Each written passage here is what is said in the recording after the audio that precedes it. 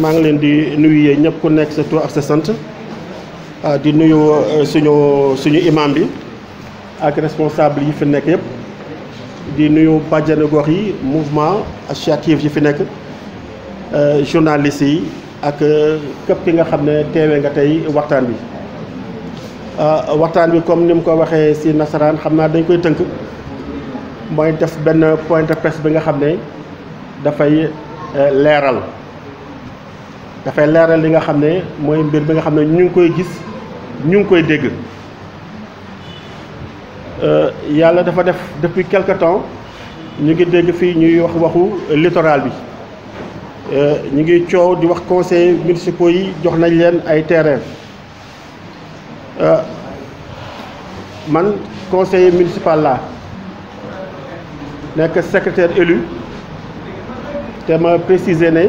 nekkuma conseil municipal liste APR si beneen mouvement laa duggee ba nekk conseil municipal terrain yi ñuy wax nag amoon na benn réunion municipale xawoon nañ ko si junj mais waxuñu si wala ñu ko tëralee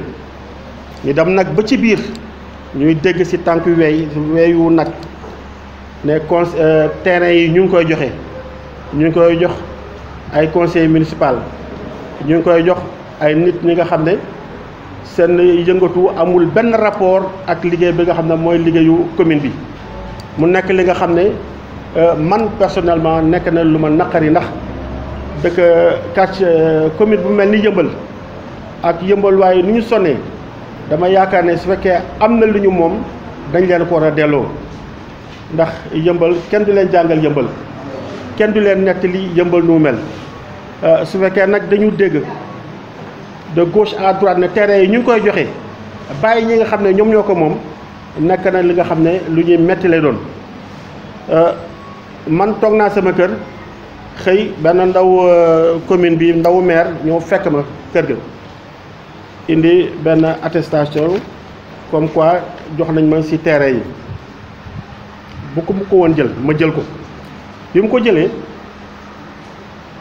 dem waxtaan ak ñi nga xam ne ñoom laa bokkal mouvement bi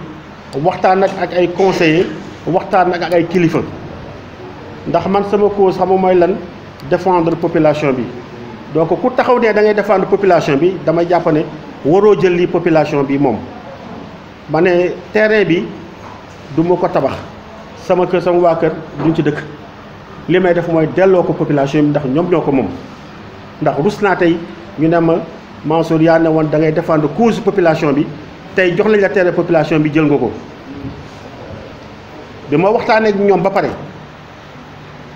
ma ne leen léegi li may def mooy terrain bi dama koy wecci def ko xaalis bi mu ko weccee def ko xaalis doo mun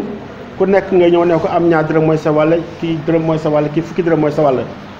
ma xool ne jéem a def mbir ba nga xam ne utilisation publique la moo gën ma xool ne gis ne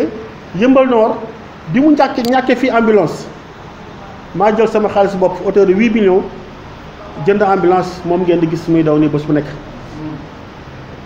sagam nag sama xaalis bopp laa mën a jël jëndal askan bi waxtuma laa xaalisu askan bi ma jël xaalis askan boobu jëndee ko corbillard ndax corbillard imam yaakaar naa amu fi de suñu soxla corbillard soit dañuy dem àbbu ji si yeneen commune wala nga jël sa néew teg ko si charrette wala nga jël sa néew teg ko si oto bi nga xam ne amul mbaar muy romb nit ñi nii ku nekk di gis néew bi di dem ma ne lii gàcce la te ambulance bi aussi amul droit transporter corps ma ne nag comme noonu la dinaa jënd corbillard mettre ko à la disposition des Yëmbalois de la population de Yëmbal mooy ambulance bi ngeen gis corbillard bi ngeen gis mu gaare fii donc xaalisu terrain bi nga xam ne dañ ma ko affecté dama ko wecci delloo ko population bi te du ma yam si foofu dinaa continuer man li ma moom delloo ko population parce que population moomu ñor te yaakaar naa su ma ko waxee di ngeen ma gëm su ma ko waxee di ngeen gëm parce que def naa ko bul te du tey donc corbillard baa ngi nii imam ñun ñoo ko moom remise clé yi dinañ ko def lu yàggul du aaju ñu def peut-être yu mel nii mais dinañ bàyyi aussi benn numéro bi nga xam ne ku ko soxla imam neelu dañuy woote numéro boobu ñu indi leen corbillard bi suñ leen ko indilee soo leen paree ñu delloo ko fi ñu ko war a teg te dama bëgg également corbillard bi que ça soit vraiment disponible képp ku ko soxla te mu nekk fi dañ ko jox ku am loo jëndee carburant ku amul loo jënd carburant yéen ñi ko gérer jënd leen carburant ngeen def si wala ngeen laaj ma jox carburant def si carburant ñu jox borom. bëggatuma gis néew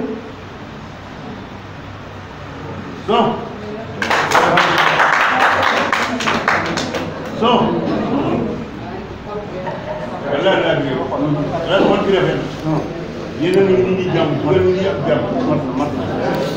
bëggatuma gis néew bu ñuy teg ci charrette fii si Yeumbeul Nord bëggatuma gis néew bu ñuy teg ci L200 fu mu romb nit ñi gis ko. C'est une défaite. C'est une défaite pour les Yeumbeullois. C'est une défaite pour les autorités de Yeumbeul. dafa ruslu ba Mansour Sow dee ñu jàpp teg ko ci saret di ko yóbbu Almere ah te am ñu yore fii suñu xaalis ñu war ko def ci population bi ñu jël di ko defee neneen su ma resul woon damay naan je regrette d'être Yeumbeullois mais je ne le dirai pas. Je vais faire en sorte que képp ku nekk Yeumbeullois que tu sois fier d'être Yeumbeullois. nañu jàppale nit ñi way.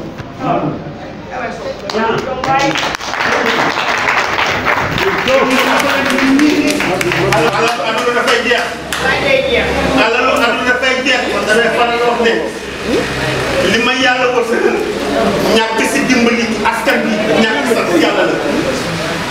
ñàkk sant yàlla la te tant que maa ngi dund. lépp lu ma am ñoo koy bokk. li ngeen am moom ma delloo leen ko.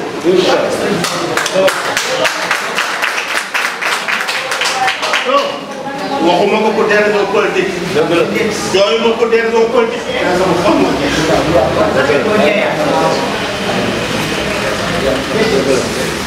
Macha Allah. Depuis donc ñu ngi leen di ñaan. ñu ngi leen di ñaan ñu ngi jégalu bu baax a baax a baax. nit ki am na contrôle. Merci. dama mën a contrôler sa bopp. Merci. Merci sa contrôler sa bopp. Merci. di jégalu bu baax a baax a baax.